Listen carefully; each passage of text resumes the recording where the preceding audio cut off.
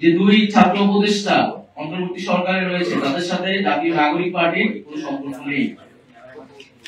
তারা গণ অভ্যুত্থানের প্রেক্ষিতে গণ অভ্যুত্থানের প্রতিনিধি হিসেবেই সেই সময় সরকারে গিয়েছিলেন, আমিও তাদের মধ্যে সেই সময় একজন ছিলাম। তারা যদি রাজনীতি করতে চায়, নির্বাচন করতে চায়, তাহলে তারা সরকারে থেকে সেটা পারবে না, তখন তারা সরকার থেকে বের হয়ে তাদের মতো সিদ্ধান্ত নেবে। কিন্তু তাদেরকে জাতীয় নাগরিক পার্টির সাথে সংযুক্ত করে এক ধরনের অপপ্রচার এবং তাদেরকে লোভ করার চেষ্টা করা হচ্ছে। আমরা বলবো যে এটি খুবই উদ্দেশ্যমূলক। গণ অভ্যুত্থানের প্রতিনিধি আকারে তারা গিয়েছে। আমাদের শহীদ পরিবার এবং আহতদের পুনর্বাসন, বিচার, সংস্কার, এই গণ অভ্যুত্থানের আকাঙ্ক্ষাগুলো তদারকি করার জন্যই তারা গিয়েছিল। ফলে তাদের সিদ্ধান্ত তারা সরকারের থেকে কখন বের হবে, আদৌ হবে কিনা।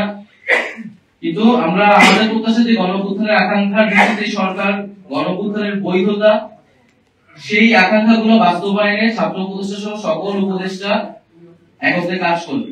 ফলে দুইজন ছাত্র উপদেষ্টাকে জাতীয় নাগরিক পার্টির সাথে সংযুক্ত করে যে অপপ্রচার, আমরা তার নিন্দা এবং প্রতিবাদ জানাচ্ছি।